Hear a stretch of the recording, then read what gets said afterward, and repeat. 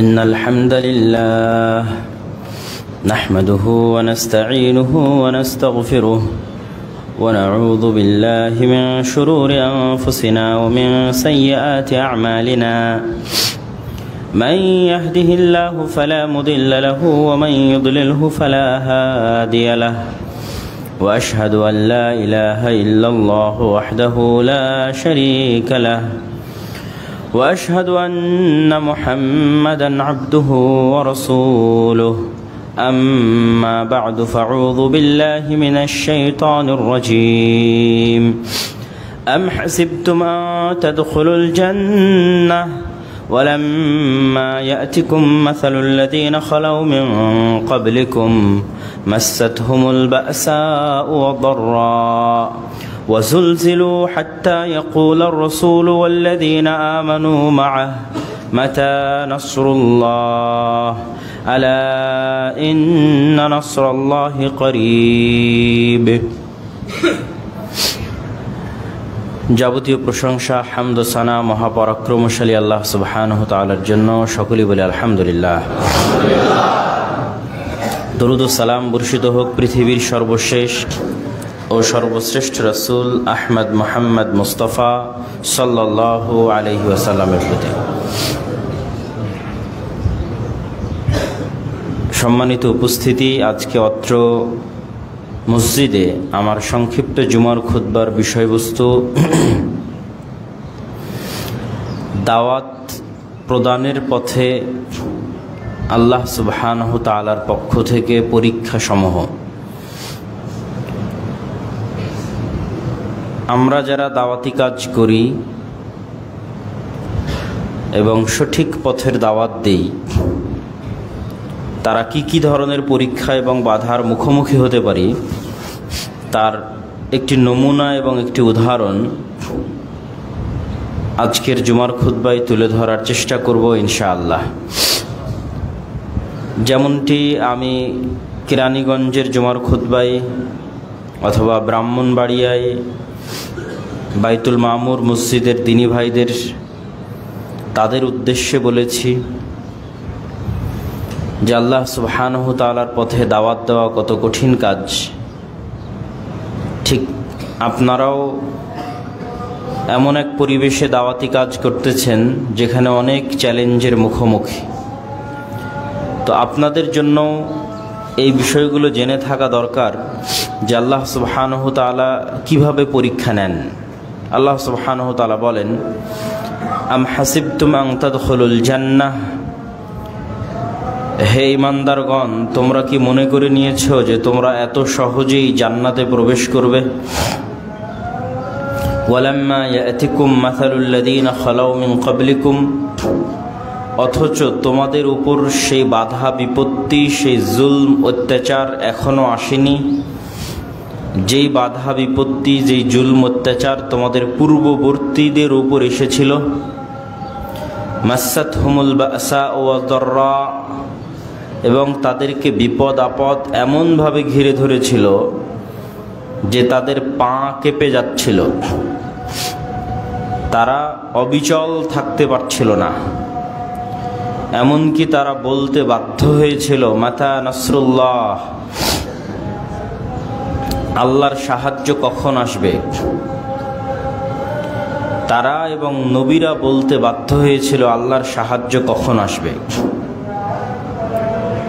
তো অতীতের উম্মতগণ আল্লাহ সুবহানাহু তাআলার উপর ঈমান আনয়নের কারণে অথবা আল্লাহ সুবহানাহু তাআলার পথে ঈমান আনার দাওয়াত দিতে গিয়ে কি ভয়ঙ্কর পরিবেশের মুখোমুখি হয়েছিলেন তার কোনো প্রকার ঘটনা উল্লেখ ছাড়াই স্বাভাবিকভাবে আল্লাহ এই আয়াতে তুলে ধরলেন। আর উদাহরণ হিসেবে একটি ঘটনা আল্লাহ সুবহানাহু তাআলা সূরা বুরুজে উল্লেখ করেছেন, ওয়াস-সামা'i যাতিল বুরুজ ওয়াল ইয়াউমিল মাউউদ ওয়া শাহিদুন ওয়া মাশহুদ কুতিলা আসহাবুল উখদুদ, স্তর বিশিষ্ট আসমানের শপথ, ওয়াল ইয়াউমিল মাউউদ, ওয়াদাকৃত দিনের শপথ তথা কিয়ামতের দিনের শপথ,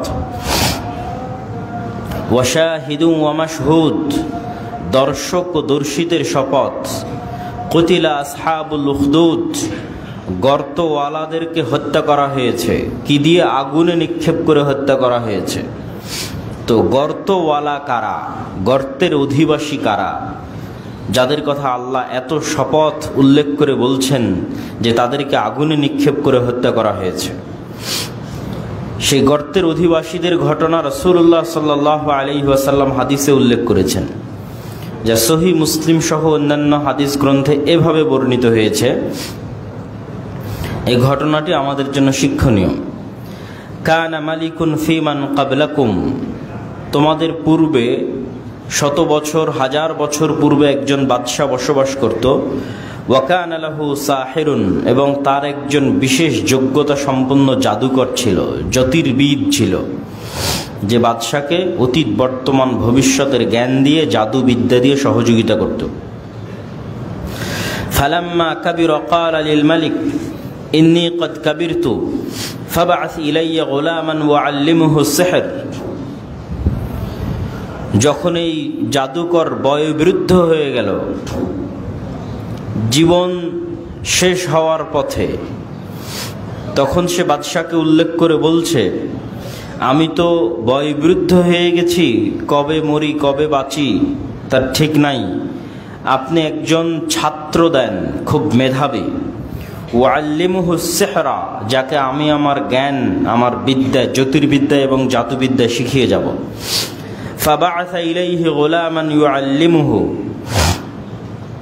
তখন বাদশাহ তার সম্প্রদায়ের মধ্যে থেকে খুব মেধাবী, চৌকস একজন বালককে বাছাই করল এবং তাকে নির্ধারণ করল এই জাদুকরের কাছে জাদু শিখার জন্য। ফাকানা ফি তরিকিহি ইযা সালাকা রাহিবুন ফাকাআদা ইলাইহি ওয়া সামিআ কালামাহ। এই বাচ্চার বাড়ি থেকে জাদুকরের দার্সগাহ, ক্লাসরুমে যেতে, স্কুলে যেতে, তার কাছে দার্স নিতে যেতে রাস্তায় এক পাদ্রীর বাড়ি পড়ে, খ্রিস্টান ধর্মগুরু পাদ্রী। ফাকাদা ইলাইহি ওয়া সামিআ কালামাহ, সে যেমন জাদুকরের কাছে জাদুবিদ্যাও শিখে, রাস্তায় থেমে পাদ্রীর কাছে আল্লাহর বাণীও শিখে, আল্লাহ সুবহানাহু ওয়া তাআলার কালামও শিখা শুরু করে। ফাআজাবাহ, ধীরে ধীরে তার কাছে জাদুকরের চাইতে পাদ্রীর শিখানো কথাগুলো ভালো লাগতে লাগে। ফাকানা ইযা আতা সাহিরা মাররা বিররাহিব ওয়াকাআদা ইলাইহি ফাইযা আতা সাহিরা দারাবাহু ফাশাকা যালিকা ইলার রাহিব। রাস্তায় যেতে যখন পাদ্রীর নিকটে বসে, তার দার্স এবং তার তাদরিস শুনতে অনেক সময় দেরি হয়ে যায়, ফলত জাদুকরের নিকটে পৌঁছতেও দেরি হয়। তা একদিন জাদুকর তাকে শাস্তি আরোপ করে, জেনে বুঝে হোক অথবা না জেনে হোক, দেরি হওয়ার কারণে শাস্তি প্রদান করে। সেই শাস্তির বর্ণনা এই বালক পাদ্রীর নিকটে তুলে ধরে। পাদ্রী তাকে বলে, এরপরে যদি তোমার কখনো দেরি হয় তাহলে তাকে বলবা তোমার বাড়ির লোকের কারণে তোমার দেরি হয়েছে, আর যাওয়ার পথে আমার কাছে জ্ঞান অর্জন করতে গিয়ে যদি বাড়িতে পৌঁছতে দেরি হয় তাহলে বাড়ির লোককে বলবা জাদুকরের কাছে দেরি হয়েছে। তথা দুই জায়গার যে জায়গায় দেরি হবে তার আগের জায়গার নাম বলবা, আমার নাম বলবা না যে আমার কাছে দেরি হয়েছে। এভাবেই দিন যায়, রাত যায়। ফাবাইনামা হুয়া কাযালিক ইযা আতা আলা দাব্বাতিন আযীমাতিন ক্বাদ হাবাসাতিন নাস। হঠাৎ একদিন রাস্তায় বিশাল প্রাণী রাস্তা বন্ধ করে পড়ে আছে, মানুষজন এপার থেকে ওপার যেতে পারছে না প্রাণীর ভয়াবহতায়, দুই পারে মানুষজন জমা হয়ে আছে।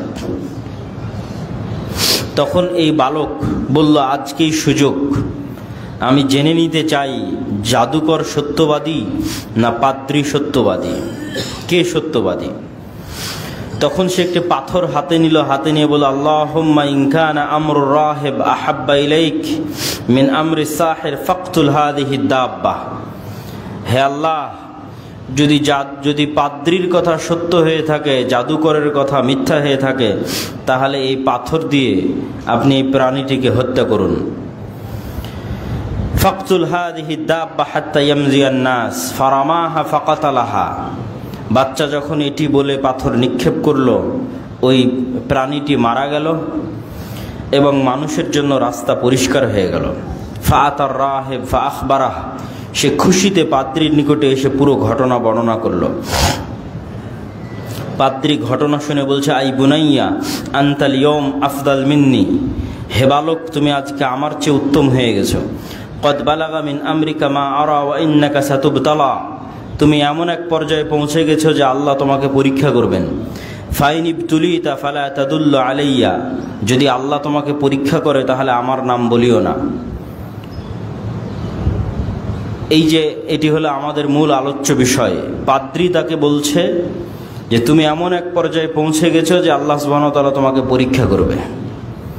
তথা মানুষ যখন জ্ঞানের অথবা দাওয়াতের যে কোনো কিছুর ভালো পর্যায়ে পৌঁছে তখন আল্লাহ সুবহানাহু ওয়া তাআলার পক্ষ থেকে পরীক্ষা আসে।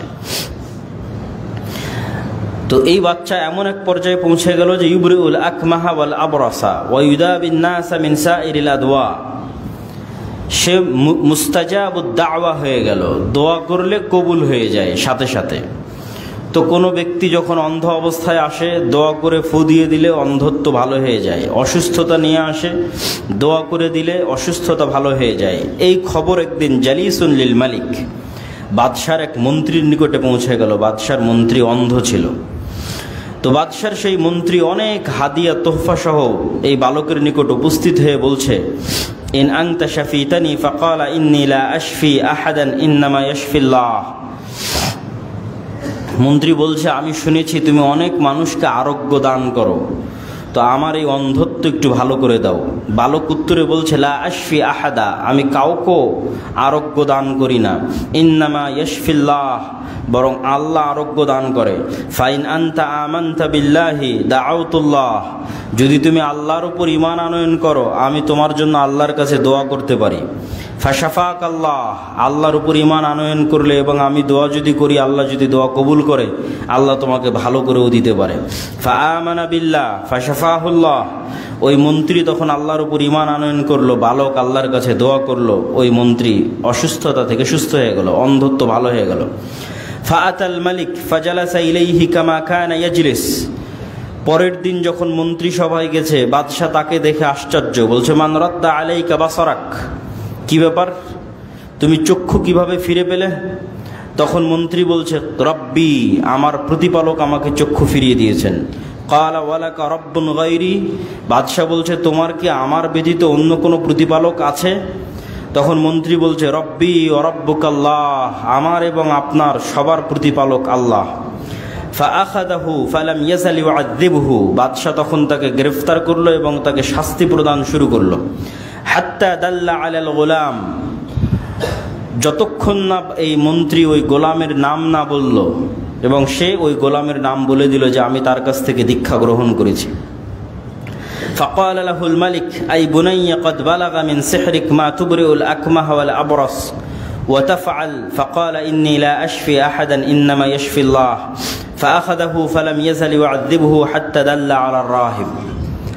তারপর এভাবে শাস্তি দিতে দিতে ওই পাদ্রী পর্যন্ত পৌঁছে গেল বাদশাহ। ফাজিআ বির রাহিব, তারপরে সেই রাহিবকে ডেকে আনা হলো। ফাকিল লাহু ইরজি আন দীনিক, সেই পাদ্রীকে ডেকে আনা হলো। বাদশাহ বলল, তুমি সকল নষ্টের মূল, তদন্তে এটি প্রমাণিত হয়েছে। ইরজি আন দীনিক, তোমার দিন থেকে ফিরে আসো। তখন পাদ্রী বলল, ফাআবা, সে দিন থেকে ফিরে আসতে অস্বীকার করলো। ফাদাআ বিল মিনশার ফাওয়াদা আল মিশারা ফি মাফরাকি রাসিহি ফাশাক্কাহু, তখন বাদশাহ একটি করাত নিয়ে একজন কাঠুরেকে ডেকে পাঠালো এবং করাত এই পাদ্রীর মাথার উপর বসানো হলো এবং চিড়ে পা পর্যন্ত ফেড়ে দেওয়া হলো। ফাশাক্কাহু হাত্তা ওয়াকা শিক্কাহু সুম্মা জিআ বিজালিসিল মালিক ফাকিল লাহু ইরজি আন দীনিক, তারপর মন্ত্রীকে বলা হলো তুমিও তোমার দিন থেকে ফিরে আসো। ফাআবা, সেও তার দিন থেকে ফিরে আসতে অস্বীকার করলো। ফাওয়াদা আল মিশারা ফি মিফরাকি রাসিহি, তাকেও একইভাবে করাত দিয়ে চিড়ে ফেলা হলো। ওয়াকা শিক্কাহু সুম্মা জিআ বিল গোলাম ফাকিল লাহু ইরজি আন দীনিক, যখন গোলামের কাছে আসলো যে তুমি তোমার দিন থেকে ফিরে আসো, গোলামও দিন থেকে ফিরে আসতে অস্বীকার করলো। তখন বাদশাহ গোলামের জন্য এক অভিনব শাস্তির ব্যবস্থা করলেন। বলেন, ইযহাবু বিহি ইলা জাবাল কাযা ওয়া কাযা ফাসআদু বিহিল জাবাল ফাইদা বালাগতুম যারওয়াতাহ ফাইন রাজা আন দীনিহি ওয়া ইল্লা ফাতরাহু। বাদশাহ তার মন্ত্রী, সভাসদ বা কর্মচারী যারা আছে তাদেরকে বলল, এই বালককে নিয়ে তোমরা এই দেশের সর্বোচ্চ পাহাড়ে চলে যাও, সর্বোচ্চ পাহাড়ের চূড়ায় গিয়ে তাকে বলো সে তার দিন থেকে ফিরে আসে কিনা। যদি সে তার দিন থেকে ফিরে না আসে তাহলে পাহাড়ের সর্বোচ্চ চূড়া থেকে তাকে নিক্ষেপ করে দাও। ফাতরাহু ফাযাহাবু বিহি ফাসাইদু বিহিল জাবাল। তারা তাকে নিয়ে সেই পাহাড়ের সর্বোচ্চ চূড়ায় পৌঁছে গেল। বালক আল্লাহ সুবহানাহু ওয়া তাআলার নিকটে দোয়া করে বলল, আল্লাহুম্মা কফিনিহিম বিমা শি'ত। হে আল্লাহ, আপনি তাদের পক্ষ থেকে আমার জন্য যথেষ্ট হয়ে যান যেভাবে আপনি চান। ফারাজাফা বিহিমুল জাবাল ফাসাকাতু। পাহাড় কেঁপে উঠল এবং বাদশার যারা সঙ্গী সাথী সেখানে গেছিল তারা সবাই পাহাড় থেকে পড়ে গেল। ওয়াজা ইয়ামশি ইলাল মালিক। বালক একাই মুক্ত অবস্থায় বাদশার নিকটে ফিরে আসলো। বাদশাহ আশ্চর্য হয়ে জিজ্ঞেস করলো, মা ফাআলা আসহাবুক, তোমার সাথে যাদেরকে পাঠিয়েছিলাম তারা কই? ক্বালা কাফানিহিমুল্লাহ ফাদাফাআহ। তাদের জন্য আল্লাহ যথেষ্ট হয়ে গেছে। বালক উত্তরে বলল, কাফানিহিম, তাদের জন্য আল্লাহ আমার পক্ষ থেকে যথেষ্ট হয়ে গেছে। বাদশাহ নতুন এক দল সাথে দিল এবং বলল, ইযহাবু বিহি ফাহমিলুহু, তোমরা একে এবার নদীতে নিয়ে যাও এবং নদীর মধ্যে ফাতাওয়াসসাতু বিহিল বাহর, নদীর একদম মধ্যে, সমুদ্রের একদম মধ্যে নিয়ে যাও। নিয়ে গিয়ে বলো, ফাইন রাজা আন দীনি, সে তার দিন থেকে ফিরে আসে কিনা। যদি দিন থেকে ফিরে না আসে ফাকযিফুহু, তাহলে তাকে তোমরা নদীতে নিক্ষেপ করো, সমুদ্রে নিক্ষেপ করো। তখন বাদশার সঙ্গী সাথী তাকে নিয়ে নদীর মধ্যে, সমুদ্রের মধ্যে চলে গেল। বালক আল্লাহর কাছে দোয়া করল, আল্লাহুম্মা কফিনিহিম বিমা শি'ত। হে আল্লাহ, আপনি তাদের পক্ষ থেকে আমার জন্য যথেষ্ট হয়ে যান। ফানকাফাত বিহিমুস সাফিনা ফাগরিকু। সমুদ্রে ঢেউ উঠতে লাগলো, নৌকা উলট পালট খেতে লাগলো, অন্যরা সবাই পড়ে গেল। ফাগরিকু, পড়ে ডুবে গেল। ওয়াজা ইয়ামশি ইলাল মালিক। আর এই বালক নিরাপদ অবস্থায়, সুস্থ অবস্থায় একাই বাদশার কাছে ফিরে আসলো। বাদশাহ বলল, মা ফাআলা আসহাবুক, তোমার সঙ্গী সাথী কই? ক্বালা কাফানিহিমুল্লাহ, আমার পক্ষ থেকে তাদের জন্য আল্লাহ যথেষ্ট হয়ে গেছেন। ফাকালা লিল মালিক, তখন বালক বাদশাকে বলল, ইন্নাকা লাস্তা বিকাতিলি হাত্তা তাফআলা মা আমুরুক বিহি। হে মহামান্য বাদশাহ, আপনি আমাকে ততক্ষণ হত্যা করতে পারবেন না যতক্ষণ না আমি যা বলছি তা না করবেন। বাদশাহ উত্তরে বলল, আমা হুয়া, কি সেটা?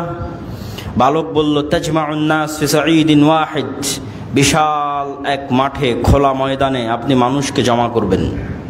তাজমাউন নাস ফি সাঈদিন ওয়াহিদিন, ঘোষণা দিয়ে দেশের হাজার হাজার লক্ষ লক্ষ মানুষকে খোলা মাঠে জমা করবেন। ওয়া তাসলুবনি আলা জিজইন সুম্মা খুয সাহমান, এবং আমাকে শুলিতে চড়ানোর জন্য কাঠের উপর চড়িয়ে দিবেন। সুম্মা খুয সাহমান, অতঃপর একটা তীর নেবেন। সুম্মা যাইস সাহমা ফি কাবিদিল কৌসি, তীরকে ধনুকে লাগাবেন। ধনুকে তীর লাগানোর পর বলবেন, বিসমিল্লাহি রাব্বিল গোলাম, এই বালকের প্রতিপালকের নামে এই তীর নিক্ষেপ করছি। অতঃপর তীর নিক্ষেপ করবেন।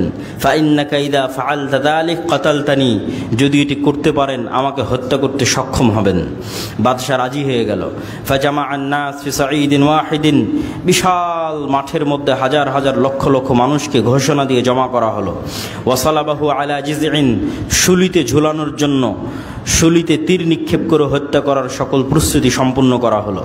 সুম্মা আখাযা সাহমান সুম্মা ওয়াদাআ আস-সাহম ফি কাবিদিল কৌস সুম্মা ক্বালা বিসমিল্লাহি রাব্বিল গোলাম, এবং তীর নিয়ে ধনুকে লাগিয়ে বলা হলো, ওই আল্লাহর নামে এই তীর নিক্ষেপ করছি যে আল্লাহ এই গোলামের প্রতিপালক, রব্বুল গোলাম এই বালকের প্রতিপালক। সুম্মা রামাহু ফাওয়াকা আস-সাহম, তীর নিক্ষেপ করা হলো, তীর বালকের বুকে এসে বিঁধে গেল এবং সে সেখানেই মারা গেল। ফাকালান নাস আমান্না বিরব্বিল গোলাম, উপস্থিত হাজার হাজার লক্ষ লক্ষ মানুষ বলল একসাথে, আমরা এই বালকের প্রতিপালকের প্রতি ঈমান আনয়ন করলাম। আল্লাহু আকবার। ফাউতিয়াল মালিক ফাকিল লাহু আরাআইতা মা কুনতা তাহদার ক্বাদ আল্লাহ নাযালা বিক হাদরাক ক্বাদ আমানান নাস। বাদশা বলল, আমি যে আশঙ্কা করছিলাম, যে আশঙ্কার কারণে বালককে হত্যা করলাম, সে আশঙ্কাই তো বাস্তবায়ন হয়ে গেল। মানুষ তো ইসলাম গ্রহণ করে নিল, দিনের উপর, আল্লাহর উপর ঈমান আনয়ন করে নিল। ফাআমারা বিফিল উখদুদ ফি আফওয়াহি সাকিক, তখন এক বিশাল উপত্যকার মধ্যে বিশাল এক গর্ত খনন করার আদেশ দিল বাদশা, এবং সেখানে আগুন লাগানোর জন্য, কাঠ জমা করার জন্য আদেশ দিল। কাঠ জমা করে সেখানে আগুন লাগিয়ে দেওয়া হলো। বিশাল গর্তে আগুন লাগানোর পর বাদশাহ বলল, ওমান লাম ইয়ারজি আন দীনিহি ফাহমুহু ফিহা, যারা যারা নিজ নিজ দিন থেকে ফিরে আসবে না তারা যেন এই আগুনের গর্তে নিক্ষেপ করা হয়, তারা যেন আগুনের গর্তে ঝাঁপিয়ে পড়ে। ফাফআলু, মানুষজন ঈমান পরিত্যাগ না করে এভাবে আগুনের গর্তে ঝাঁপ দিতে লাগলো এবং আগুনে পড়ে নিহত হতে লাগলো। হাত্তা জাআত ইমরাআতুন ওয়া মাআহা সাবিয়্যুন, এমনকি একজন মেয়ে আসলো, যেই মেয়ের কোলে একটি ছোট বাচ্চা আছে। ফাতাকাআসাত, যে তার বাচ্চাকে দুধ পান করায়। তখন ওই মহিলা দ্বিধাগ্রস্ত হয়ে গেল, আমি তো এই আগুনের কষ্ট সহ্য করতে পারবো, আমার বাচ্চার কি হবে? যখন সে দ্বিধাগ্রস্ত হয়ে গেল তখন তার কোলের বাচ্চা কথা বলে উঠল, ইয়া উম্মি ইসবিরি ফাইন্নাকা আলাল হক, হে আমার মা, আপনি ধৈর্য ধারণ করে আগুনে ঝাঁপিয়ে পড়ুন, কেননা আপনি সত্যের উপর আছেন। আল্লাহু আকবার। এই পুরো ঘটনাই হচ্ছে আসহাবুল উখদুদের ঘটনা, যাদের ঘটনা আল্লাহ সুবহানাহু ওয়া তাআলা কোরআন মাজিদে উল্লেখ করেছেন, বিস্তারিত বিবরণ রাসূল সাল্লাল্লাহু আলাইহি ওয়াসাল্লাম দিয়েছেন। এই লম্বা ঘটনা বলে আমরা কি বুঝাতে চাচ্ছি? আল্লাহর ওই আয়াত আবারও পড়তে চাচ্ছি। আম হাসিবতুম আন তাদখুলুল জান্নাহ ওয়ালাম্মা ইয়াতিকুম মাসালুল লাযীনা খালাউ মিন ক্বাবলিকুম, তোমরা কি মনে করছো জান্নাতে যাওয়া এত সহজ, অথচ তোমাদের উপর সেই রকম জুলম অত্যাচার এখনো আসেনি যে জুলম অত্যাচার অতীতের মানুষদের উপর এসেছিল? তো অতীতের মানুষদের উপর কি জুলম অত্যাচার এসেছিল তার একটা নমুনা আল্লাহ সুবহানাহু ওয়া তাআলা কোরআনে উল্লেখ করেছেন, রাসূল সাল্লাল্লাহু আলাইহি ওয়াসাল্লাম হাদিসে উল্লেখ করেছেন। মানুষকে জীবন্ত আগুনে জ্বালিয়ে দেওয়া হয়েছে অথবা করাত দিয়ে ফেড়ে ফেলা হয়েছে, কিন্তু আমাদের সাথে তো তেমন কিছুই হয়নি। হয়তো মানুষ দিয়ে একটা গালি দিচ্ছে, হয়তো মানুষ দিয়ে একটা মিথ্যা অপবাদ দিচ্ছে, নিন্দা করছে, অথবা হয়তো এসে আপনার মসজিদ মাদ্রাসায় হামলা করছে, এই পর্যন্তই শেষ। কিন্তু এই রকম জুলম এবং অত্যাচার কিন্তু আমরা এখনো মুখোমুখি হইনি।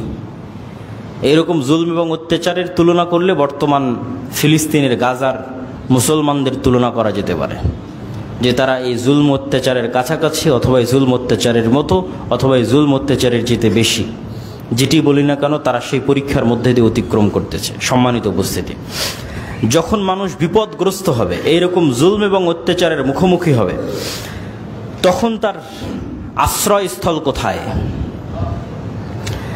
অনেক সময় দেখবেন বিপদগ্রস্ত হলে আমরা মানুষের কাছে আগে দৌড়াই। বিপদগ্রস্ত হলে আমরা মনে করি যে অমুকের কাছে গেলে, যেমন আগে যখন 16 বছর এক ফ্যাসিজম ক্ষমতায় ছিল, তখন কোনো বিপদগ্রস্ত পড়লে ওই দলের রাজনীতিবিদদের কাছে গিয়ে আশ্রয় নাও, তাদের কাছে এখন ক্ষমতা আছে।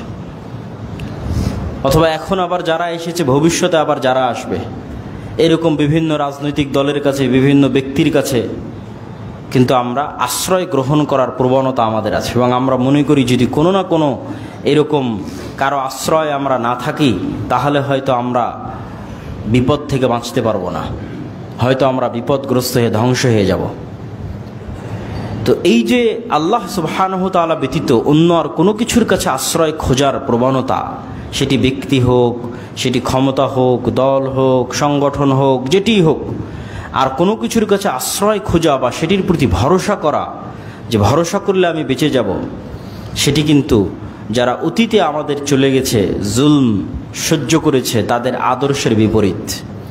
তাদের আদর্শ হচ্ছে বিশ্বাসগতভাবে আগে আল্লাহর উপরই ভরসা রাখতে হবে।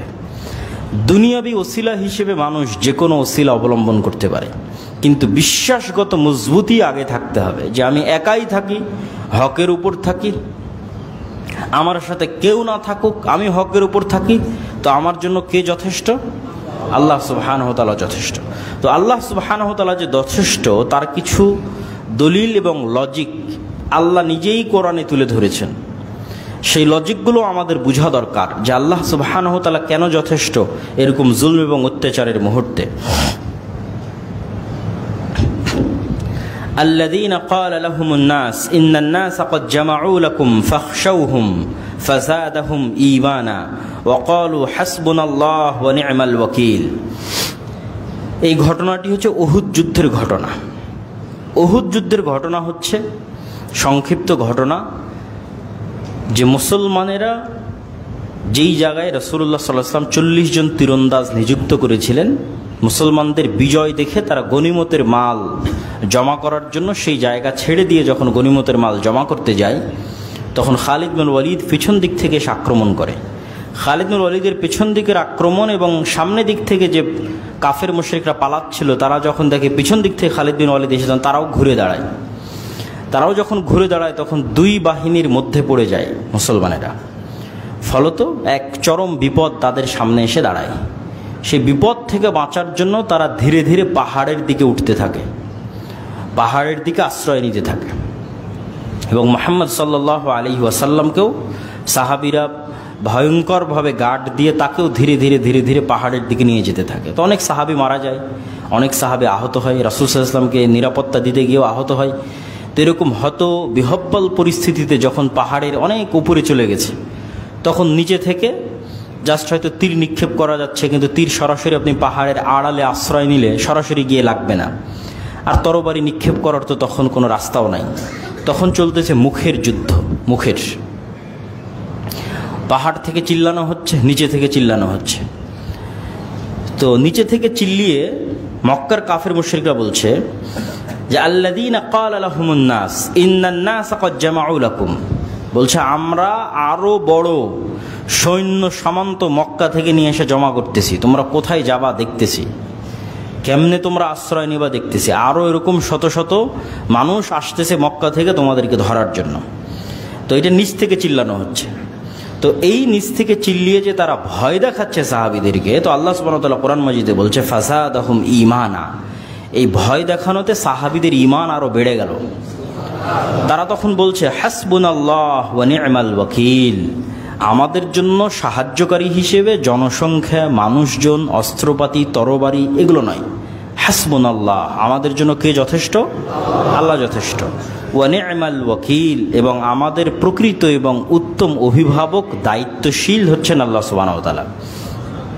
ওয়াকিল শব্দের অর্থ হচ্ছে দায়িত্বশীল, শাব্দিক অর্থ। আমরা যখন কোনো মামলা লড়ি আদালতে, তখন আপনি নিজেও কিন্তু সেই মামলা লড়ার অধিকার রাখেন, যে আসামি সে নিজেই তার মামলা মুভ করতে পারে, কেউ বাধা দিবে না আপনাকে।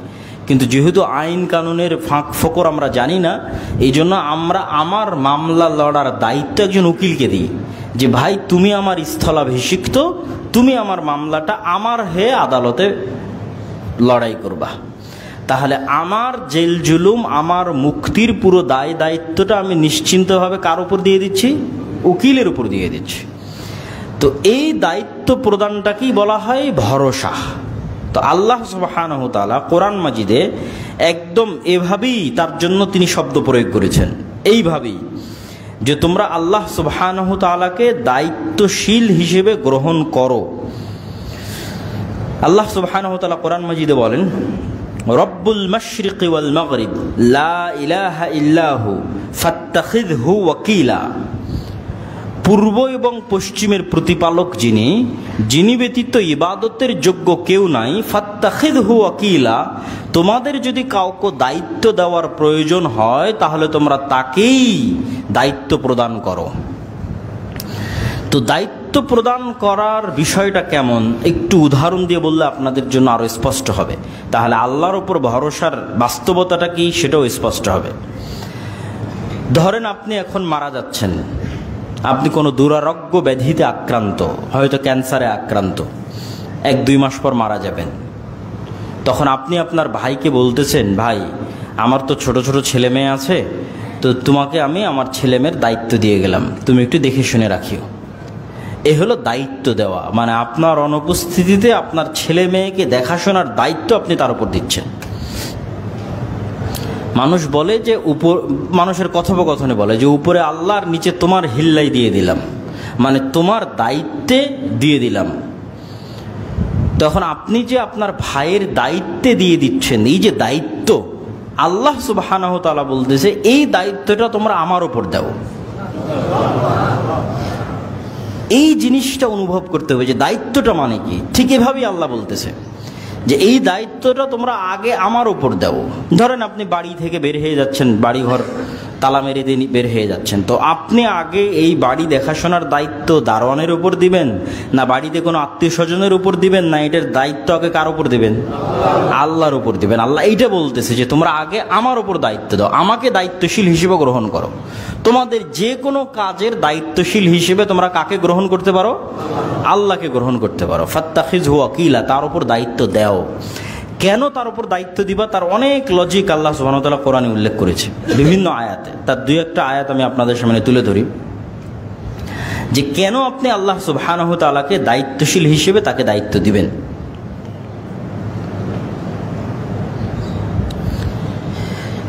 ওয়ালিল্লাহি মা ফিস সামাওয়াতি ওয়া মা ফিল আরজ ওয়া কাফা বিল্লাহি ওয়াকিলা। আল্লাহকে দায়িত্ব দেওয়ার এক নম্বর কারণ, আপনি আজকে যখন মাহমুদপুরে আছেন তখন মাহমুদপুরের স্থানীয় কোনো নেতা আপনাকে হেল্প করতে পারে। আমরা যখন ব্রাহ্মণবাড়িয়ায় গেছি তখন ব্রাহ্মণবাড়িয়ার হেফাজতের নেতা হয়তো আমাদেরকে হেল্প করতে পারে, তার কাছে আমরা সাহায্য নেওয়ার জন্য গেছি, কিন্তু সে আপনাকে এখানে হেল্প করতে পারবে না। অথবা বাংলাদেশের বাইরে বের হয়ে যান, যে বাংলাদেশের প্রধানমন্ত্রীও আপনাকে আমেরিকাতে কোনো হেল্প করতে পারবে না। বাংলাদেশের প্রধান উপদেষ্টার আমেরিকায় যা দাম, সে অনুযায়ী আপনাকে আমেরিকার মাটিতে কোনো বিপদে বাংলাদেশের প্রধানমন্ত্রীও কোনো হেল্প করতে পারবে না। তাহলে প্রত্যেক যার কাছে আমি সাহায্য নিতে যাচ্ছি তার সাহায্য করার লিমিট আছে। যে আমি একজন এমপির কাছে সাহায্য নিতে যাচ্ছি, একজন মন্ত্রীর কাছে সাহায্য নিতে যাচ্ছি, ওর লিমিট কি? ওর এরিয়া, ওর এলাকা, এর বাইরে ওর সহযোগিতা করা সম্ভব নয়। তো আল্লাহ সুবহানাহু ওয়া তাআলা বলছেন কেন আল্লাহকে দায়িত্ব দিতে, বলছেন ওয়ালিল্লাহি মা ফিস সামাওয়াতি ওয়া মা ফিল আরজ। আর এক আয়াতে বলছেন রব্বুল মাশরিক ওয়াল মাগরিব। আল্লাহ হচ্ছে পূর্বের প্রতিপালক, পশ্চিমের প্রতিপালক, উত্তরের প্রতিপালক, দক্ষিণের প্রতিপালক। মা ফিস সামাওয়াতি ওয়া মা ফিল আরজ, আসমান এবং জমিন এবং তার মধ্যে যা কিছু আছে সকল কিছুর উপর একচ্ছত্র মালিকানা কার? আল্লাহর। তাহলে তুমি বাংলাদেশে থাকো, আমেরিকায় থাকো, ব্রাহ্মণবাড়িয়ায় থাকো, মাহমুদপুরে থাকো আর কেরানীগঞ্জে থাকো, তোমাকে প্রথমে সহযোগিতা করতে পারবে কে? আল্লাহ। কমন, সব জায়গায় কমন একমাত্র সহযোগিতা করতে পারবে আল্লাহ সুবহানাহু ওয়া তাআলা। দুই নাম্বার যে উদাহরণটা দিয়ে শুরু করেছিলাম, যে আপনি আপনার ভাইকে দায়িত্ব দিয়ে যাচ্ছেন যে আমি মারা যাচ্ছি, তুমি আমার ছেলেকে দেখে শুনে রাখো। তো আল্লাহ সুবহানাহু ওয়া তাআলা বলছেন যে তিনি হচ্ছেন হাইয়ুন কাইয়ুম, তিনি হচ্ছেন চিরঞ্জীব, চিরস্থায়ী। এটা দ্বারা আল্লাহ কি বুঝাচ্ছেন? এটা দ্বারা আল্লাহ সুবহানাহু ওয়া তাআলা বুঝাচ্ছেন যে আপনি দুনিয়াতে যেই ব্যক্তিকে দায়িত্ব দিয়ে যাচ্ছেন সে যে আপনার আগেই মারা যাবে না, অথবা আপনার ছেলে মেয়ের আগে মারা যাবে না, এর কোনো গ্যারেন্টি আছে? এর কোনো গ্যারেন্টি নাই। তাহলে আপনি যাকেই দায়িত্ব দেন না কেন, সেই দায়িত্বশীল আপনার আগেই দুনিয়া থেকে বিদায় নিয়ে নিতে পারে। অথবা আপনার ছেলের দায়িত্ব দিয়ে গেলেন, আপনার ছেলের বিদায় নেওয়ার আগে দায়িত্বশীল দুনিয়া থেকে বিদায় নিয়ে নিতে পারে। তাহলে চিরঞ্জীব, চিরস্থায়ী হিসেবে আপনার ছেলের দায়িত্ব কাকে দেওয়া যৌক্তিক? আল্লাহকে দেওয়া যৌক্তিক। তাহলে কে বাঁচলো কে মরলো সেটা দেখে লাভ নাই। করোনা ভাইরাসে এসে পুরো বংশ বিলীন হয়ে গেল, কিন্তু আপনি দায়িত্ব দিয়ে রেখেছেন কার উপর? আল্লাহ সুবহানাহু ওয়া তাআলার উপর। দেখা যাচ্ছে ফিলিস্তিনের গাজায় একজন মানুষ যদি বলে আমার ছেলের দায়িত্ব আমি তোমাকে দিয়ে গেলাম, তো এক সেকেন্ড পর বোমা এসে সেই মারা গেল, তো দায়িত্ব নিয়ে কি হলো? তো সে যদি বলে না হে আল্লাহ আমার ছেলের দেখাশোনার দায়িত্ব তোমার উপর দিয়ে গেলাম, তাহলে কেননা তিনি হচ্ছেন হাইয়ুন কাইয়ুম। আর এক নাম্বার কি? সব জায়গায় সহযোগিতা করতে পারবে। তাহলে এক নাম্বার লজিক গেল পৃথিবীর সকল জায়গায় তিনি সহযোগিতা করার ক্ষমতা রাখেন। দুই নাম্বার লজিক গেল তিনি চিরঞ্জীব, চিরস্থায়ী, কখনো মৃত্যুবরণ করেন না। এবার তিন নাম্বার, আল্লাহ সুবহানাহু তাআলাকে যখনই আমরা চাই না কেন তখনই আমরা আল্লাহ সুবহানাহু তাআলাকে সাথে যোগাযোগ করতে পারি, সম্পর্ক স্থাপন করতে পারি। এটা একটা বড় বিষয়। যে আপনার যত বড় ব্যক্তি পরিচিত থাক, জুলাইয়ের আন্দোলনের সময় এক সপ্তাহব্যাপী ইন্টারনেট বন্ধ ছিল। অনেক সময় অনেক জঙ্গলে চলে যাবেন, গ্রাম অঞ্চলে চলে যাবেন, নেটওয়ার্ক নাই। পৃথিবীতে কোনো একটা বড় কিছু ঘটে গেল, কোনো মোবাইলে নেটওয়ার্ক নাই। তাহলে আপনি যে ওর সাথে যোগাযোগ করে সহযোগিতা চাইবেন, সে যোগাযোগেরই তো ব্যবস্থা নাই। সমুদ্রের মধ্যে আছেন, মরুভূমির মধ্যে আছেন, জঙ্গলের মধ্যে আছেন, সহযোগিতা যে নেবেন মানুষের কাছে, দেখা যাচ্ছে সমুদ্রের মধ্যে একটা জাহাজ ডুবতেছে, তো সেই জাহাজের ব্যক্তি এখন সহযোগিতা চাচ্ছে পার্শ্ববর্তী আর এক জাহাজের কাছে, যোগাযোগই হয় না, তো কি সাহায্য চাইবে? তাহলে এই প্রত্যেকটা যার উপর মানুষ ভরসা করতেছে এগুলো একটাও স্বয়ং সম্পূর্ণ নয়। ওই ব্যক্তিটা যদি মনে করতো এখন ইনস্ট্যান্ট যার সাথে যে কোনো সময় যোগাযোগ করা সম্ভব, যার সাথে সম্পর্ক স্থাপন করা সম্ভব, তিনি কে? আল্লাহ। তাহলে তখন সে আল্লাহর উপর দায়িত্ব দিত এবং আল্লাহর উপর ভরসা স্থাপন করতো যে আল্লাহ এই বিপদ থেকে আপনি আমাদের উদ্ধার করেন। তারপরে তখন আল্লাহ ব্যবস্থা তৈরি করে দিবে, কাকে কার মাধ্যম দিয়ে আপনার সহযোগিতা করাবে তার ব্যবস্থা তৈরি করে দিবে। তো এই তিনটে বড় বড় লজিক, যে লজিকগুলো আল্লাহ সুবহানাহু ওয়া তাআলা নিজে কোরআন মাজিদে তুলে ধরেছেন এবং বারবার আল্লাহ বলতে থেকেছেন যে ওয়াকাফা বিল্লাহি ওয়াকিলা, দায়িত্বশীল হিসেবে আল্লাহ সুবহানাহু ওয়া তাআলা যথেষ্ট। ওয়াকাফা বিরব্বিকা ওয়াকিলা, দায়িত্বশীল হিসেবে আপনার প্রতিপালক যথেষ্ট। আল্লাহু খালিকু কুল্লি শাইইন ওয়া হুয়া আলা কুল্লি শাইইন ওয়াকিল, আল্লাহ সুবহানাহু ওয়া তাআলা সকল কিছুর দায়িত্বশীল হিসেবে যথেষ্ট। এবং আরো অসংখ্য আয়াতে আল্লাহ সুবহানাহু ওয়া তাআলা তার উপর ভরসা করার আদেশ দিয়েছেন। ওয়া আলাল্লাহি ফালিয়াতাওয়াক্কালিল মুমিনুন, মুমিনেরা আল্লাহর উপরই ভরসা করে। ফাকুল হাসবিয়াল্লাহ লা ইলাহা ইল্লাহু আলাইহি তাওয়াক্কালতু ওয়া হুয়া রাব্বুল আরশিল আযীম, আমার জন্য আল্লাহই যথেষ্ট, আমি আল্লাহর উপরই ভরসা স্থাপন করি, তিনি আরশে আযীমের মালিক। ইন্নী তাওয়াক্কালতু আলাল্লাহ রাব্বি ওয়া রাব্বুকুম, আমি আমার এবং তোমাদের প্রতিপালক আল্লাহর উপর ভরসা করি। তাওয়াক্কালতু আলাইহি ফালাতাওয়াক্কালিল মুতাওয়াক্কিলুন, আল্লাহ সুবহানাহু ওয়া তাআলার উপরই মুমিনগণ ভরসা স্থাপন করে থাকেন। এরকম অসংখ্য আয়াতে আল্লাহ সুবহানাহু ওয়া তাআলা তার নিজের উপর তারপর ভরসা করার আদেশ এবং আহ্বান দিয়েছেন।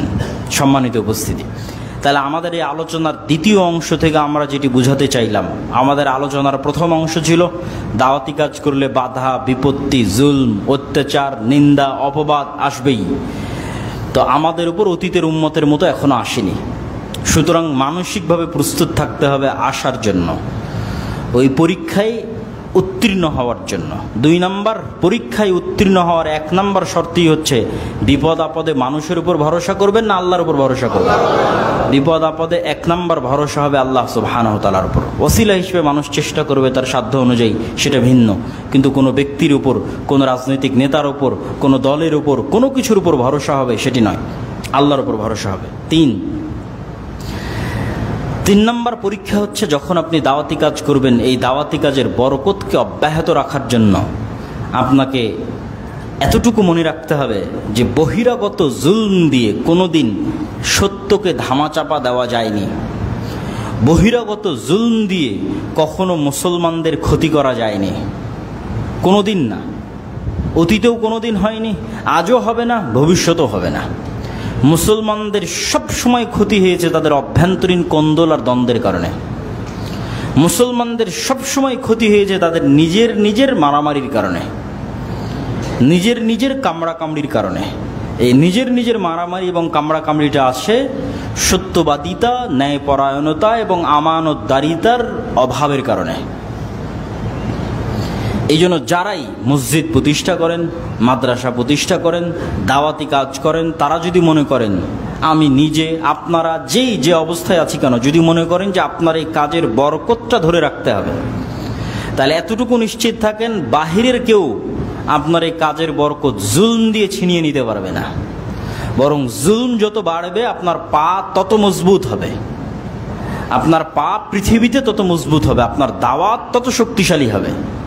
কিন্তু আপনার এই দাওয়াত ধ্বংস হয়ে যাবে, বরকত উঠে যাবে, আজ আছে কাল নাই হয়ে যাবে, যখন আমানতদারিতা, ন্যায়পরায়ণতা, সত্যবাদিতার অভাব দেখা দিবে এবং সেই জায়গায় পারস্পরিক কোন্দল, গীবত, কামড়াকামড়ি, মারামারি এগুলো জায়গা করে নেবে তখন। এবং এতটুকু মনে রাখবেন, এই বিপরীত স্বভাবটাই হচ্ছে গোলামির স্বভাব, দাসত্বের স্বভাব। আর উদারতা, সত্যবাদিতা, ন্যায়পরায়ণতার স্বভাব হচ্ছে নেতার স্বভাব, নেতৃত্বের স্বভাব এবং বিজয়ী ব্যক্তির স্বভাব, স্বাধীন মানুষের স্বভাব। আমাদের নবী মুহাম্মদ সাল্লাল্লাহু আলাইহি ওয়াসাল্লাম স্বাধীন চেতা, উদার মনা বলে বক্তব্যের শেষের দিকে চলে যাব।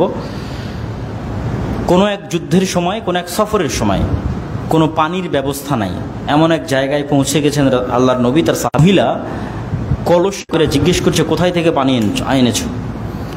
তো বলে, আমি গতকাল এই সময় এখানে ছিলাম। তার মানে 24 ঘন্টার দূরত্ব থেকে পানি নিয়ে আসতেছে। তথা এখন পানি আনতে গেলে 24 ঘন্টার পথ উট চালানো লাগবে, অথবা একদিনের পথ ঘোড়া দৌড়ানো লাগবে। তো সেটা তো সম্ভব নয়।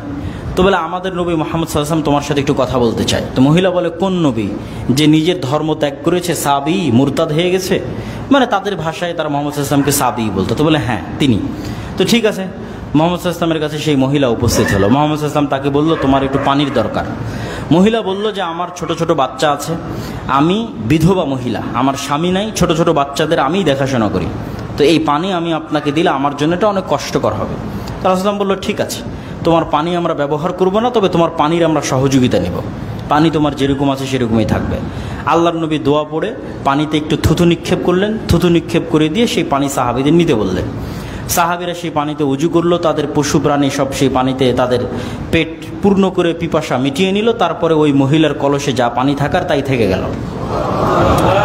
এবার রাসূল সাল্লাল্লাহু আলাইহি ওয়াসাল্লাম সাহাবীদের বলল, তোমাদের যার কাছে যা জিনিসপাতি টুকটাক দেওয়ার মতো আছে, খেজুর, ছাতু, ঠিক আছে, যা যতটুকু আছে সে ততটুকু জমা করো।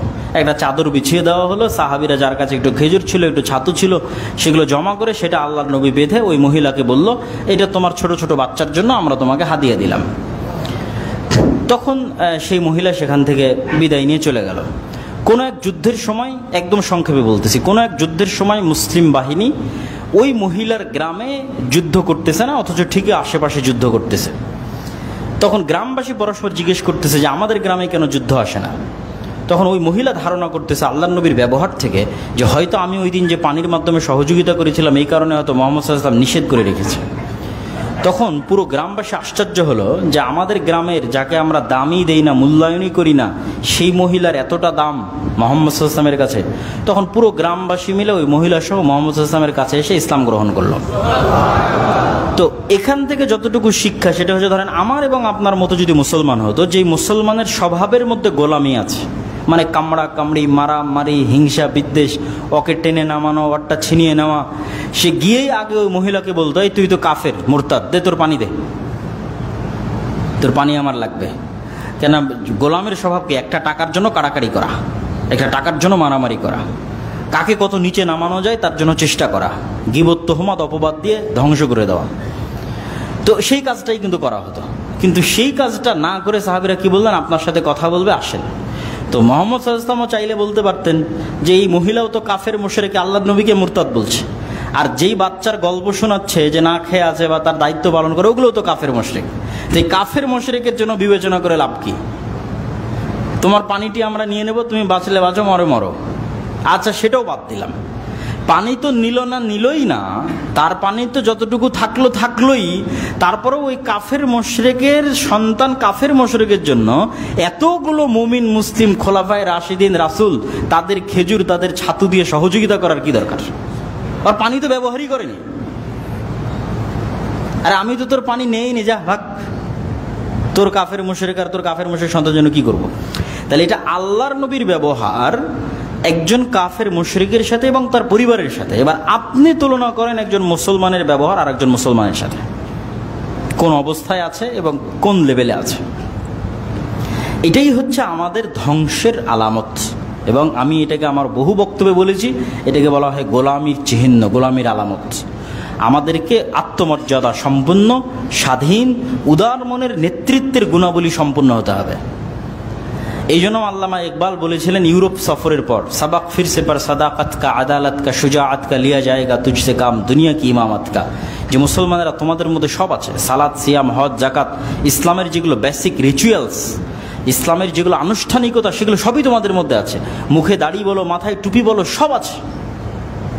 কিন্তু নাই কি? তোমাদের মধ্যে ন্যায়পরায়ণতা, সত্যবাদিতা এবং আমানতদারিতার অভাব আছে, যেটা তোমাদের নবীর ছিল, তোমরা সেটা হারিয়ে ফেলেছো। ধরেন উদাহরণ হিসেবে ধরেন এই জামালপুরেরই কত মানুষ, আপনারা এখানে মসজিদে এসেছেন, সালাত আদায় করছেন, সিয়াম পালন করছেন, হজ করছেন, ওমরা করছেন, কিন্তু দেখেন আপনার বোনকে তার বাপের সম্পত্তিতে আপনি ন্যায়ের ভিত্তিতে সম্পত্তি বুঝিয়ে দেননি।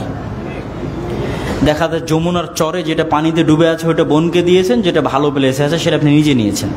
তাহলে আপনার মধ্যে ইসলামের সব আছে, আসল জিনিসটাই তো নাই, যেটা আল্লাহর নবীর ছিল। ন্যায়পরায়ণতা নাই, সত্যবাদিতা নাই, আমানতদারিতা নাই।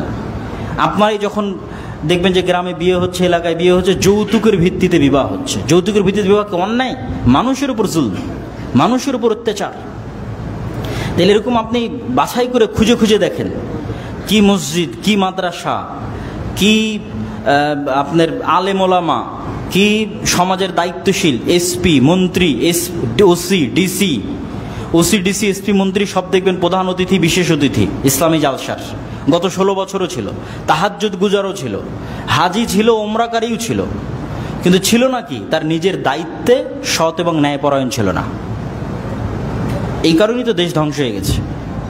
এই জন্য মুসলমানদের এই নেতৃত্বের এই গুণগুলো অর্জন করতে হবে, তাহলে তারাও স্বাধীন হবে এবং পুরো পৃথিবীকে নেতৃত্ব দিতে পারবে ইনশাআল্লাহ। আজকে দেখেন যে এই যে এত বৃহৎ আন্দোলনের পর বাংলাদেশের একটা সুন্দর পরিবেশ, এই সুন্দর পরিবেশের মধ্যে দেখবেন পাল্লা দিয়ে বাংলাদেশের রাজনৈতিক দলগুলো পার্শ্ববর্তী দেশের কাছে মাথা বিক্রি করে দিচ্ছে। পাল্লা দিয়ে কেন? এটাই হচ্ছে গোলামির স্বভাব। এইভাবেই যখন স্পেন ধ্বংস হওয়ার সময় ছিল, ওই সময়ের ইতিহাস পড়ে দেখবেন যে কিভাবে স্পেনের মুসলমান আমির ওমারারা আর মুসলমান আলেম ওলামাদের গ্রুপেরা পার্শ্ববর্তী ইউরোপিয়ান খ্রিস্টানদের কাছে বিক্রি হয়ে যেত, কিভাবে একজন আরেকজনের বিরোধিতা করার জন্য। মানে এইটা পার্শ্ববর্তী দেশের কাছে গোলাম হতে যাচ্ছে কেন? আর একজনকে সরিয়ে নিজে ক্ষমতায় যেতে যাচ্ছে। তাহলে যে যত বড় গোলাম হবে তে তাড়াতাড়ি ক্ষমতায় যাবে। ক্ষমতার নেশায় গোলামি বরণ করে নিচ্ছে। তো এইটা হচ্ছে আমাদের রাষ্ট্রের টপ লেভেল থেকে নিয়ে একদম নিম্ন লেভেল পর্যন্ত সেম অবস্থা। তো আজকের আমার এই আলোচনার সারমর্ম এতটুকুই যে দাওয়াতি কাজ করলে, আল্লাহর পথে দাওয়াত দিলে বিপদ আপদ আসবেই। অতীতের উম্মতের মতো আমাদের উপর আসেনি। আসলে 1 নম্বর ভরসা হবে আল্লাহ সুবহানাহু ওয়া তাআলার উপর। কোনো মানুষের উপর নয়, কোনো ব্যক্তির উপর নয়, কোনো কিছুর উপর নয়, কোনো রাজনৈতিক দলের উপর নয়, কোনো কিছুর উপর নয়। সহযোগিতা নিব, কিন্তু ভরসা থাকবে আল্লাহর উপর, যাতে আদর্শে কম্প্রোমাইজ না করতে হয়। যখনই কোনো ব্যক্তি দলের উপর ভরসা করবেন, দেখবেন আপনি আদর্শে কম্প্রোমাইজ করেছেন বাঁচার জন্য। আর যখন ভরসা আল্লাহর উপর, সহযোগিতা করলে করবে, না করলে এইভাবে মারা যাব। যেভাবে আপনাদের সামনে ঘটনা তুলে ধরলাম বালক এবং অত্র অঞ্চলের মানুষের। 3 নম্বর কি, আপনার দাওয়াতি কাজ কোনো কারণেই বাধাগ্রস্ত হবে না যদি আপনি সত্যবাদী, আমানতদার, ন্যায়পরায়ণ অবস্থায় উদার মন নিয়ে সকলের কল্যাণকামী হয়ে দাওয়াতি কাজ করেন। তাহলে রাসূল সাল্লাল্লাহু আলাইহি ওয়াসাল্লামের ব্যবহার যেমন একটা উদাহরণ দিলাম, ওই রকমের পর্যায়ে যদি থাকতে পারেন, তাহলে ওই যে মানুষ দলে দলে দিনে প্রবেশ করবে, দলে দলে মানুষ ইসলাম গ্রহণ করবে। এখন দলে দলে করে না কেন? চারিত্রিকভাবে মুসলমানদের ওই চরিত্রটা নাই। আর বক্তব্যের শেষে আমাদের দীর্ঘ দাওয়াতি সফরের মধ্যে আমরা আজকে আপনাদের এখানে এসেছি। বক্তব্যের শেষে এতটুকু আহ্বান জানাবো যে আমাদের যে দাওয়াতি কাজগুলো আছে, সেই দাওয়াতি কাজগুলো গঠনমূলক দাওয়াতি কাজ বলে আমি মনে করি।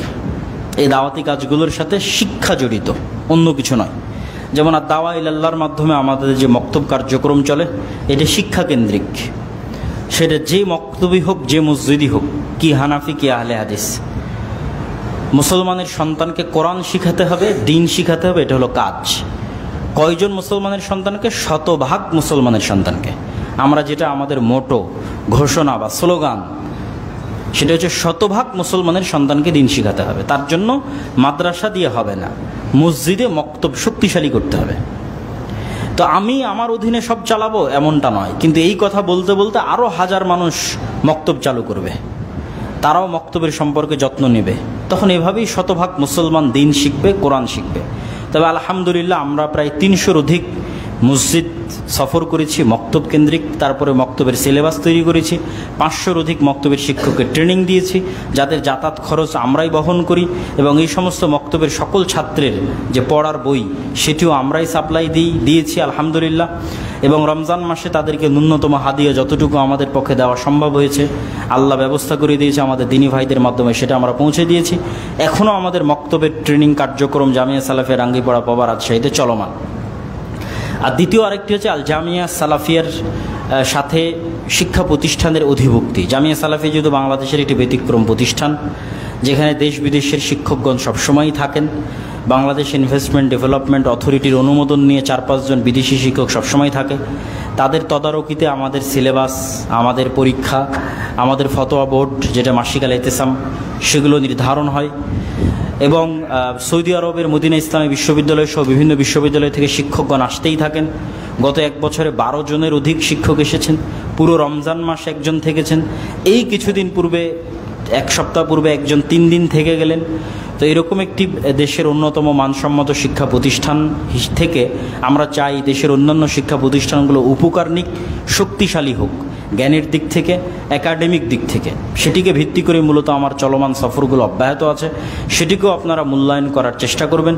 আর সর্বশেষ মাসিক আল ইতিসামকে মূল্যায়ন করার চেষ্টা করবেন। আমার জানা মতে এখানেও মাসিক আল ইতিসাম আসে না, এবং আপনারাও নিজ নিজ উদ্যোগে নিয়ে আসতে পারেন। আজকেও সালাতের পরে আমাদের বই পুস্তক এবং মাসিক আল ইতিসাম পাবেন। আমি নিয়মিত মাসিক আল ইতিসামের সম্পাদকীয় লিখি এবং সমসাময়িক সকল বিষয়ে মাসিক আল ইতিসামে দিক নির্দেশনা থাকে।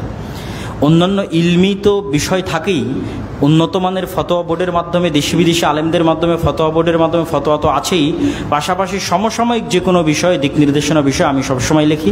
অতএব এই যে এসেছি এটা একদিনের সম্পর্ক, কিন্তু মাসিক আল ইতিসাম যখন নিয়মিত আপনার কাছে যাবে তখন এটি স্থায়ী সম্পর্ক। প্রতি মাসে আপনি আমার লেখা পড়তেছেন, মানে আমার একটা মেসেজ আপনি প্রতি মাসে পড়তেছেন, কানেক্টেড থাকতেছেন। তো আপনাদের প্রতি এই উদাত্ত আহ্বান রেখে সবাইকে ঐক্যবদ্ধভাবে পারস্পরিক ভ্রাতৃত্ব বজায় রেখে সত্যবাদিতা, ন্যায়পরায়ণতা, আমানতদারিতার সাথে নির্ভয়ে আল্লাহর উপর ভরসা করে দাওয়াতি কাজ চালিয়ে যাওয়ার উদাত্ত আহ্বান জানিয়ে আমরা আল্লাহ সুবহানাহু ওয়া তাআলার নিকটে বলতে চাই যে আল্লাহ সুবহানাহু ওয়া তাআলা আমাদের এই কার্যক্রমগুলোকে কবুল করুক, আল্লাহুম্মা আমিন। যারা এই মসজিদ তৈরি করছেন, এই মসজিদ তৈরিতে আপনারা সহযোগিতা করবেন। দান অত্যন্ত শক্তিশালী ইবাদত, যেই শক্তিশালী ইবাদত কিয়ামতের মাঠে কাজে দিবে। যেমন দুনিয়াতে টাকা দিয়ে বাঁচা যায়, কিয়ামতের মাঠেও টাকা দিয়ে বাঁচা যাবে। দুনিয়াতে কিভাবে টাকা দিয়ে বাঁচা যায়? রমজানে যদি দিনের বেলায় স্ত্রীর কাছে যান তাহলে আল্লাহ বলেছেন একজন গোলাম আজাদ করতে হবে অথবা 60 জন মিসকিনকে খাওয়াতে হবে। তো 60 জন মিসকিনকে খাওয়াতে টাকা লাগে, গোলাম আজাদ করতে টাকা লাগে।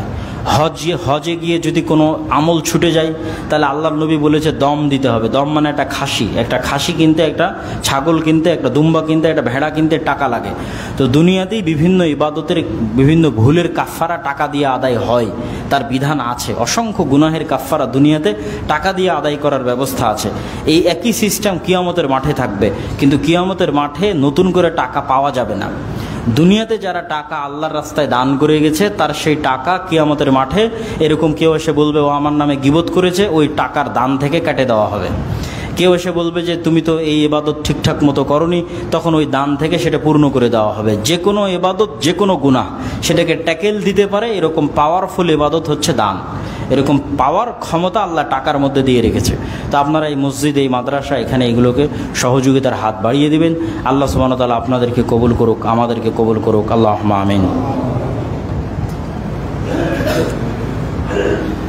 الحمد لله وحده والصلاة والسلام على من لا نبي بعده يا أيها الذين آمنوا صلوا عليه وسلموا تسليما اللهم صل على محمد وعلى آل محمد كما صليت على إبراهيم وعلى آل إبراهيم إنك حميد مجيد اللهم بارك على محمد وعلى آل محمد كما باركت على إبراهيم وعلى آل إبراهيم إنك حميد مجيد ربنا ظلمنا أنفسنا وإن لم تغفر لنا وترحمنا لنكونن من الخاسرين ربنا آتنا في الدنيا حسنة وفي الآخرة حسنة وقنا عذاب النار رب ارحمهما كما ربياني صغيرا رب ارحمهما كما ربياني صغيرا رب ارحمهما كما ربياني صغيرا اللهم انصر المسلمين المؤمنين المظلومين المجاهدين في فلسطين اللهم انصر المؤمنين المسلمين المظلومين المجاهدين في كشمير اللهم انصر المؤمنين المسلمين المجاهدين المظلومين في فلسطين